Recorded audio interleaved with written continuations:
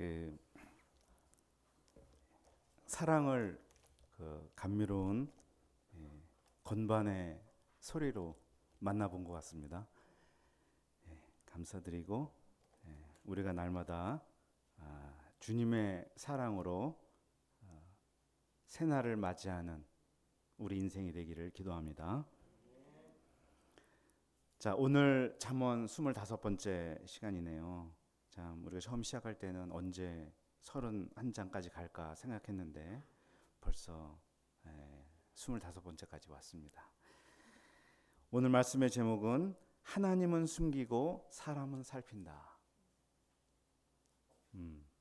요절 2절 함께 읽어보겠습니다. 시작. 이를 숨기는 것은 하나님의 영화요 이를 살피는 것은 왕의 영화니라. 아멘. 기도합니다. 하나님 아버지 감사합니다. 이렇게 25번째까지 잠언의 말씀으로 주님의 음성을 듣게 하신 것을 감사합니다. 주님, 오늘 말씀을 통해서도 주께서 우리에게 무엇을 원하시는지, 하나님의 백성으로서 합당한 삶이 무엇인지 말씀을 통해 가르쳐 주시고 우리는 그것을 잘 살펴 심령에 새길 수 있도록 도와주시옵소서.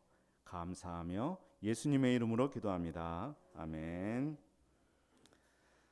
자, 오늘 25장부터 29장까지 말씀은 히스기야 왕이 수집하여 편찬한 솔로몬의 잠언입니다. 그가 왕이라서 그런지 왕이 갖춰야 할 덕목과 지혜에 대해서 많이 말씀하는데요. 오늘 25장은 이 살피는 삶, 그거 중심으로 생각해 보고자 합니다. 살핀다 하는 것은 천천히 훑어보고 찾아서 드러내는 거예요. 본인과 백성들의 유익에 기여하는 행위입니다. 가만히 살피는 것은 왕만 아니라 모든 사람이 해야 할 일이고 반드시 갖춰야 할 삶의 자세다라고 말할 수가 있겠습니다. 자, 2절 다시 보면요. 이를 숨기는 것은 하나님의 영화요 이를 살피는 것은 왕의 영화니라, 이렇게 말씀을 해요. 자, 그러면 하나님이 이를 숨긴다는 게 무슨 뜻일까? 이거부터 이제 생각해 봐야 될 것 같은데요. 숨기면 보이지 않죠. 판단하기 힘들어요. 하나님은 불가해한 분이다라는 말을 하는데 바로 이런 거예요. 감히 이해하기 힘들다. 이것을 다른 말로 하나님의 초월성, 신비성 이렇게 말을 해요. 하나님의 이 신비함은 만물에도 비밀스럽게 녹아 있죠. 우리 그런 말 하잖아요. 우주의 신비, 생명의 신비, 생로병사의 비밀. 우리 그런 건 말해요. 우주를 탐험하고 AI와 자율주행의 시대가 열렸지만 여전히 세상엔 미지의 영역으로 남아있는 게 대부분이에요. 우리 사실 모르는 게 천지입니다. 왜 사람이 잠을 자야 하는지, 왜 죽는지 모르는 게 사실 대부분입니다. 우리가 하나님을 알고자 하고 성경을 통해 연구하지만 우리의 구원을 위해 극히 필요한 일부분만 하나님의 계시를 통해 알 수 있을 뿐이지 여전히 하나님에 대해 모르는 것 투성입니다. 그러나 그렇다고 우리가 답답해할 필요는 없습니다. 반대로 내가 하나님을 정확하게 명확하게 다 안다면 그게 더 이상한 거예요. 예를 들어 바둑을 두는데 나는 2단이고 상대방은 9단이라고 하는데 그 사람이 두는 수가 내 눈에 다 들어온다면, 이 사람이 어디에 둘 것인지 그 수가 뻔히 읽힌다면 그가 9단입니까? 2단보다 못한 내 하수가 되는 거예요. 왜 저기에 두는지 도저히 이해할 수 없어요. 예전에 알파고가 이세돌하고 할 때 이세돌의 85번째 돌이었나? 알파고도 이해를 못했는데 그러니까 이제 그게 고수인 거죠. 어떤 종목이든 상대방에게 전술이 읽히면 게임을 집니다. 하나님이 하신 일이 뻔히 다 읽히면 하나님이 아닌 거죠. 우리가 다 알 수 없기에 하나님을 경외하는 것이고 하나님께 묻는 것이고 하나님을 의지하는 것입니다. 하나님은 이를 숨기시는 것을 통해 자신의 영광을 드러내시는 분입니다. 그런 점에선 왕도 하나님과 닮은 점이 있어요. 모름지기 통치자는 깊이가 있어야 합니다. 백성들이 생각하지 못하는 것을 생각해야 되고 미처 고민하지 못한 점을 고민해야죠. 백성보다 한 걸음 더 나아가야 되고 문제 사안에서 한 걸음 떨어져 바라볼 줄도 알아야 됩니다. 왕이 백성과 똑같은 수준이어서는 안 되죠. 그래서 3절 말씀에 보면 왕의 마음도 하늘의 높음과 땅의 깊음처럼 헤아릴 수 없다라고 말씀하는 거예요. 왕의 이런 깊이가 어디서 오는가? 오늘 이제 이게 중심인데요. 그 깊이는 살피는 데서 온다 하는 거예요. 살피는 데서. 2절을 다시 우리가 생각하면서 우리 한번 말씀을 묵상해 보죠. 자, 보물찾기 게임 아시죠? 보물찾기. 게임 주최자는 최대한 보물 쪽지를 찾지 못하도록 꼭꼭 숨기죠. 참가자들이 쪽지를 찾지 못할수록 주최자의 실력이 드러납니다. 정말 잘 숨겼네. 반대로 참가자가 쪽지를 잘 찾아낼수록 참가자의 실력이 드러날 거예요. 우주의 신비를 유지하는 가장 기본적인 물리 법칙이 중력의 법칙이다라고 말하는데요. 하나님은 중력의 법칙을 우주에 숨겨 놓으셨습니다. 아무도 그것을 찾지 못하다가 뉴턴이라고 하는 분이 떨어지는 사과를 보다가 찾아냈습니다. 뉴턴의 발견이 오늘날 과학 문명의 기반이 되었으니 굉장한 뉴턴의 영광이라고 할 수 있겠죠. 비단 자연과학 분야에서만 아니라 모든 영역에서 찾고 발견하고 드러내고 유익하게 하는 일을 왕만 아니라 모든 인류가 해야 한다는 것이죠. 자, 4절부터는 이 사물의 본질을 잘 살펴서 사람으로 하여금 낭패를 겪는 일을 피해야 된다 하는 것을 가르쳐주는 그런 가르침들로 아주 가득해요. 그러면서 제일 먼저 나오는 것이 은에서 찌꺼기를 제거하라고 말씀을 합니다. 살피지 않으면 은에 찌꺼기가 있는지 몰라요. 그렇지만 찌꺼기를 제거해내야 쓸만한 은그릇이 된다라고 말합니다. 그것처럼 왕 앞에도 여러 명의 신하가 있는데 그 중에 찌꺼기와 같은 악한 신하를 제해야 왕위가 견고해진다 하는 말씀을 지금 4절 5절 하고 있는 거예요. 사람을 파악하는 것도 중요하고 상황을 파악하는 것도 중요합니다. 자신이 이 상황 속에서 어떤 존재인지를 살펴야 돼요. 그 다음에 나오는 6절과 7절이 그런 말씀이에요. 자기가 어떤 수준인지를 모르고 기고만장해서 대인들의 자리에 서 있다가 그보다 더 높은 사람이 오는 바람에 넌 저리 가 라는 말을 듣는다면 얼마나 수치스럽겠냐라는 걸 이야기해요. 이것은 내가 있는 자리, 나의 처한 상황이 어떠한지를 늘 살펴야 한다는 말씀이에요. 자, 또 8절을 보겠습니다. 너는 서둘러 나가서 다투지 말라고 말씀합니다. 자, 이 말은 무슨 말이냐? 어떤 사안에서 내가 승소할 수 있다고 법적 소송을 성급히 제기하지 말라는 말이에요. 내가 이길 줄 알고 이렇게 했는데 피고가 원고의 주장을 뒤집을 만한 증거를 딱 제시하면 전세는 역전되고 원고는 부끄러움을 피할 수 없다는 거예요. 원고의 문제는 충분히 살피지 않았다는 거죠. 구절도 사실 비슷한 법적 분쟁에서 얘기해요. 이웃과 다툴 때 다툼이 된 사안에 대해서만 말해야지 남의 은밀한 일은 누설하지 말아야 한다고 말씀해요. 그 문제에 대해서 깊고 논리적으로 얘기하지 않고 상대방의 약점이나 사생활을 헐뜯는 사람들이 있어요. 그러면 자기가 유리해질 줄로 생각하는데 잠언은 그렇게 하는 사람을 다른 사람들은 오히려 꾸짖고 그에 대한 악평이 오히려 떠나지 않을 것이다. 이렇게 말씀합니다. 그러니까 이것도 마찬가지죠. 자신이 이렇게 될 것에 대해서 충분히 살폈어야 했다 하는 거예요. 자, 그래서 이제 11절 말씀이 나옵니다. 경우에 합당한 말은 아로새긴 은쟁반의 금사관이라. 은수주도 아니고 장인이 조각한 은쟁반이 얼마나 아름답겠습니까?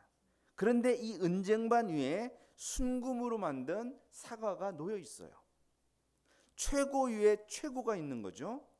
곧 금상첨화라는 말이에요. 그러니까 경우에 합당한 말 한마디 하면 그게 금상첨화라는 거예요. 우리 속담에도 말 한마디로 천냥빛을 갚는다고 말했잖아요. 그 한마디가 은쟁반 위에 금사과다. 그런 거죠. 세상에는 멋진 말, 아름다운 말, 깊이 있는 말, 감동적인 말이 정말 많습니다.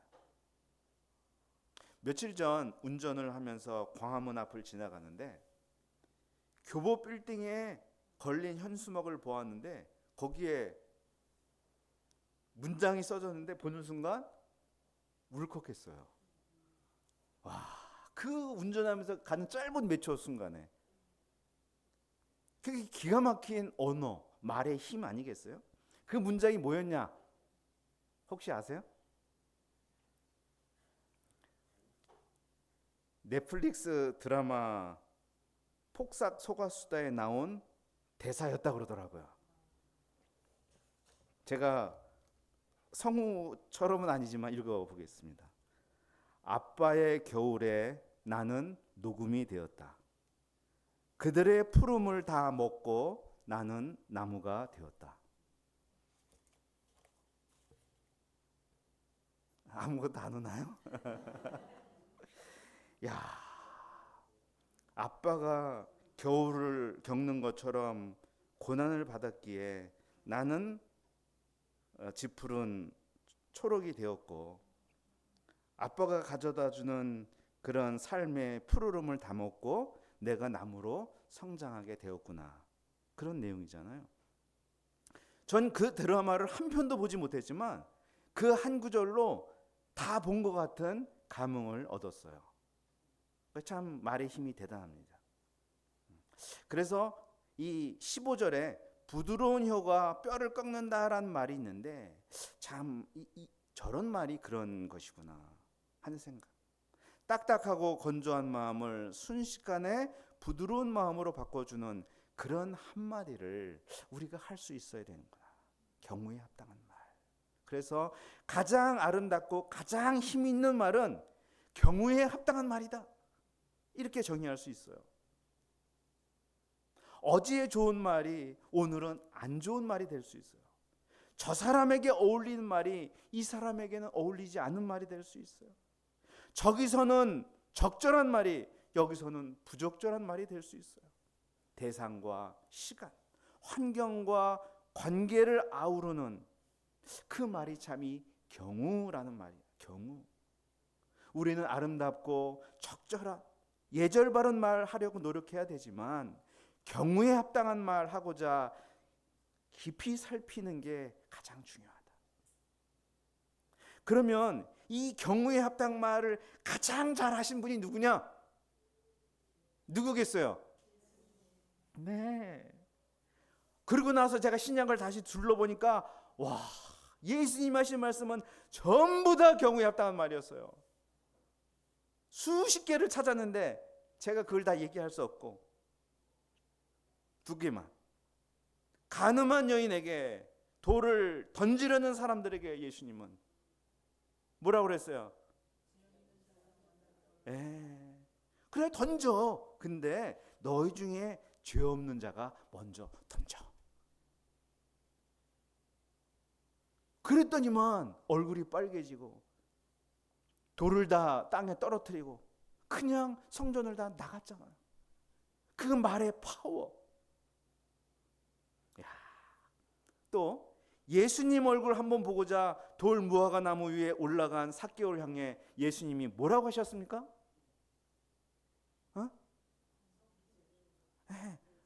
야, 너 거기 왜 올라갔어? 위험하게. 야, 넌 창피하지도 않냐? 그런 게 아니라 삭개오야, 속히 내려오라. 내가 오늘 네 집에 유하여야겠다. 아무도 찾아오지 않고 아무도 상대하지 않던 그의 집에 들어오시겠다. 나의 삶과 함께 하시겠다는 표현이 있죠. 그래서 삭개오는 이 말에 변화가 된 거잖아요. 이 말에. 예수님은 경우에 합당한 말을 하셨습니다. 침묵도 합당한 말입니다. 어떤 경우엔 침묵으로 말을 대신하셨어요. 경우에 합당한 말이 분위기를 순식간에 역전시켰고 사람들에게 생명의 빛을 가져다 주었습니다. 우리도 경우에 합당한 말을 하는 목자들이 될 수 있기를 기도합니다. 자, 이 경우에 합당한 말은 상황이나 사안을 잘 살피는 데서 시작이 돼요. 자, 그러고 나서 제가 또 말씀을 주목해 봤더니만 예수님이 경우에 합당한 말을 하실 때 그 하시는 말씀 전에 어떤 말씀이 있냐? 그를 보시고 하는 구절이 있더라는 거예요. 그를 본다는 거, 그를 살펴보는 거예요. 그의 관점과 그의 처한 상황의 자리에까지 들어가 보는 거예요. 겸손과 섬김의 마음이 없이는 불가능한 일이죠. 그래서 예수님은 섬김의 종, 섬김의 왕이라고 하는 거예요. 자, 이렇게 잘 살피는 사람은 다른 사람의 책망도 잘 듣습니다. 후투로 넘기지 않아요. 어떤 사람이 나를 책망하면 그것을 잘 살펴서 나의 자양분으로 삼고자 합니다. 그래서 12절 말씀을 보면 책망을 잘 들으면 그게 내 귀의 금고리와 정금 장식처럼 된다고 그러잖아요. 남의 책망이 나를 품격 있고 돋보이게 하는 인생으로 만들어 준다는 거예요. 그러니까 우리가 얼마나 잘 들어야 돼요. 또 잘 살피는 사람은 자신이 맡은 일에 대해서 굉장히 진실하고 충성되려고 노력해요. 왜냐하면 자신에게 일을 맡긴 그 사람을 잘 살피기 때문이에요. 그래서 충성되게 일을 함으로써 자기에게 일 맡긴 사람의 마음을 시원하게 해주는 얼음 냉수와 같은 역할을 한다라고 말해요. 상대방을 잘 살피는 사람은 자기 또한 잘 살핍니다. 그래서 그냥 선물 줄 것처럼 막 자랑하다가 나중에 선물을 못 주는 그런 우를 범하지 않아요. 남에게 큰 호의를 베풀 것처럼 막 허세를 부리다가 실현되지 못하면 많은 사람들에게 얼마나 상처를 주는 겁니까? 그거를 살피는 사람은 알아요. 그래서 설령 내가 지금 마음이 있고 능력이 있더라도 섣불리 얘기하지 않아요. 조금 후에 상황이 어떻게 달라질지 모르기 때문에 신중하게 처신하죠. 그러니까 김칫국부터 마신다 이런 거 하지 않는 거예요. 자, 또 잘 살피는 사람은 진정한 힘이 칼에 있지 않고 부드러운 말에 있다는 것을 잘 알기 때문에 그는 막 세게 막 폭력적인 언어를 쓰기보다 인내하면서 부드러운 말로 설득합니다. 그는 또 꿀이 좋은 것을 알지만 지나치면 안 좋다는 것도 알아요. 당시엔 꿀이 아주 인기 식품 제품이었단 말이에요. 그래서 꿀이 있을 때 막 잔뜩 먹었거든요.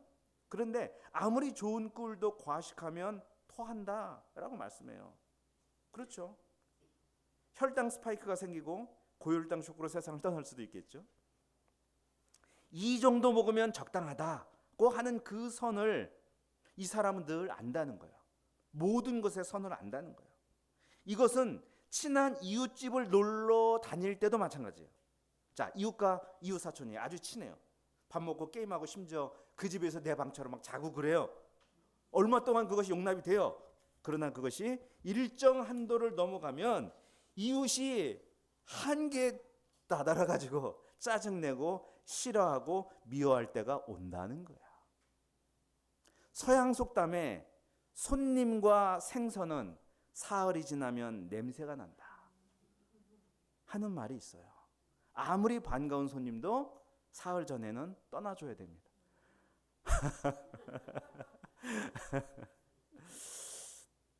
자, 또 마음이 상한 자 앞에서 노래하지 말라 하는 20절 말씀이 있어요. 자, 누군가가 마음이 상해 있어요.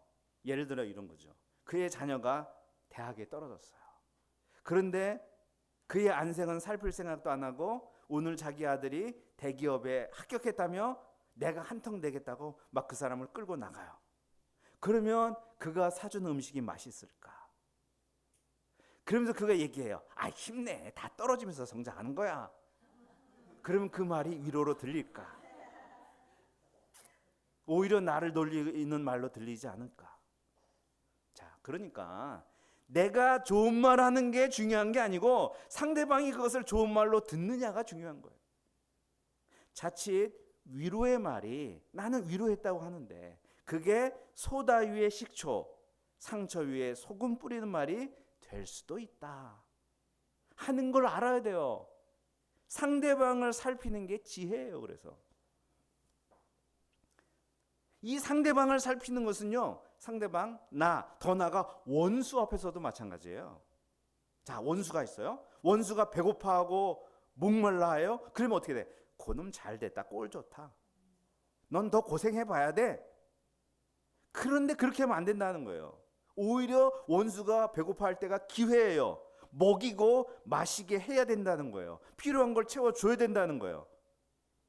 그렇게 할 때 그 머리 위에 핀 숯을 놓는 것이라고 말씀해요. 핀 숯이 머리에 있으면 어떻게 돼요? 뜨거워 견딜 수 없겠죠. 이게 무슨 말이냐? 이 원수가 이해가 안 되는 거예요. 이 사람이 나한테 공격해야지 나도 맞불을 놓는데 공격을 한다고 나를 받아주고 나를 잘해줘. 그럼 이 황당함, 이 죄책감, 그걸로 머리가 뜨거워 터질 정도로 괴롭다는 거예요. 그게 더 괴로운 거예요. 그러면 그가 그 고통 속에 회개하든 다른 사람으로 바뀌든 할 거예요. 그게 진정한 복수라는 거예요. 자, 24절을 보십시오. 24절은 우리가 세 번째예요. 지금 잠언의 세 번째 나와요. 자, 이거 우리 오해하면 안 돼요. 여인 비하하는 발언도 아니고 혼자 사는 거 찬양하는 말도 아니에요. 이 말의 핵심은 다툼을 피하라는 거예요. 다툼은 대부분 사소한 문제에서 발생해요. 그러므로 이 사안이 다툼으로 비화되지 않을까 미리 살펴보는 게 지혜라는 거예요. 자, 이번에 25절 보겠습니다. 먼 땅에서 오는 좋은 기별은 목마른 사람에게 냉수와 같으니라. 사람을 가장 행복하게 해주는 소식이 뭐냐? 먼 땅에서 들려오는 좋은 기별이다 라고 말씀하는데요. 여기서 그럼 먼 땅이 뭐냐? 먼 땅이란 내가 갈 수 없는 것, 나의 힘으로 다다를 수 없는 것, 조금 더 나가서 내가 도저히 바꿀 수 없는 영역, 바꿀 수 없는 일, 바꿀 수 없는 사건을 의미하는 거예요. 예를 들어 보겠습니다. 운전하다가 고급 외제 차량을 긁었어요. 내 차를 팔아도 갚을 수 없어요. 이거 완전 먼 땅이죠. 그런데 그 운전자가 그럴 수도 있죠. 그냥 가세요. 실제 이런 일이 있어요. 그러면 정말 먼 땅에서 들려온 좋은 소식이죠. 우리에게 늘 이런 좋은 소식이 필요합니다. 내 힘으로 할 수 없는 불가항력적 일을 누군가가 은혜로 해결해 주는 이러한 좋은 소식이 우리에게는 필요합니다. 예수님이 이 땅에 우리의 구원자로 오셔서 내가 해결할 수 없는 죄를 용서하시고 내가 벗어날 수 없는 심판에서 구원하신다는 소식은 우리 영혼을 영원히 시원하게 해주는 좋은 소식입니다.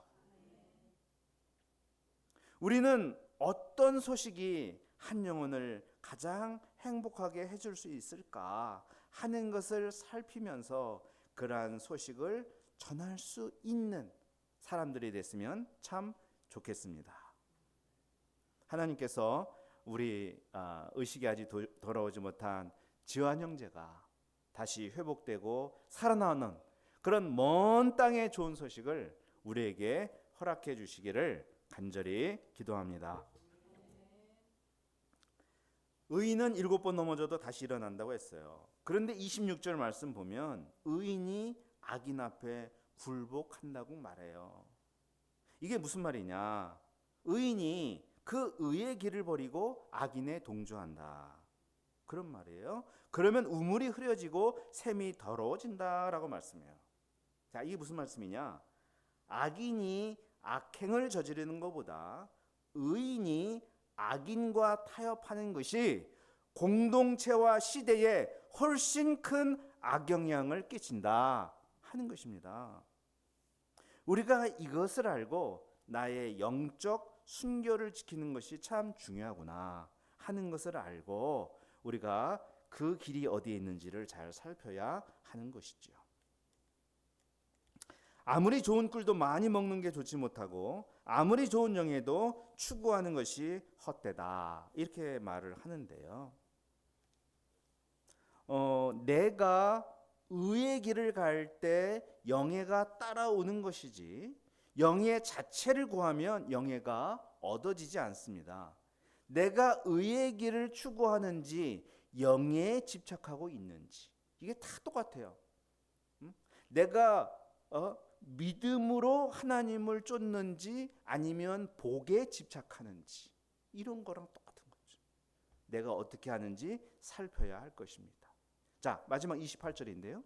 결국 가장 중요한 건 마음이에요. 나의 마음이 의를 추구하고 화목을 추구하고 이를 위해 끊임없이 겸손하게 다른 사람과 상황을 살피면서 살고 있는지, 나의 이런 마음이 살아있는지, 아니면 이런 마음이 없어서 마치 성읍이 무너지고 성벽이 없는 것처럼 패망을 불러오는 그러한 상황은 아닌지, 나의 마음을 항상 돌아보라는 것이죠. 자, 오늘 말씀 정리하겠습니다. 하나님은 숨기시고 우리는 찾아낸다. 우리는 대상과 상황과 관계를 살피며 경우에 합당한 말과 행동을 찾아내는 일을 계속 해야 됩니다. 그것으로 의를 지키고 화목을 이루고 공동체를 세워나가는 일을 계속 해야 합니다. 우리가 이 삶의 본을 보이신 예수님처럼 가만히 보고 살피고 경우에 합당한 말을 하는 그러한 지혜로운 하나님의 백성이 되기를 주님의 이름으로 축원합니다. 기도하겠습니다. 하나님 아버지, 감사합니다. 오늘 말씀을 통해서 참 모든 것을 숨겨놓은 하나님이 숨겨놓으신 세상 속에서 우리가 이 신비함과 비밀스러움에 감탄하면서 또한 그 모든 삶의 정황과 맥락 속에서 우리가 보고 살피고 찾고 발견하고 드러내고 공동체를 유익하게 하는 그러한 삶 또한 살아야 하는 것을 알려주셔서 감사합니다. 예수님이 그렇게 사셨으니 우리도 그 예수님의 삶을 따라갈 수 있도록 도와주십시오. 우리는 부족하기 때문에 늘 성령께서 함께하여 주셔서 깨닫게 하시고 통찰하게 하시고 전체를 살필 줄 아는 그러한 주의 종들 되도록 도와 주시옵소서. 감사하며 예수님의 이름으로 기도합니다. 아멘.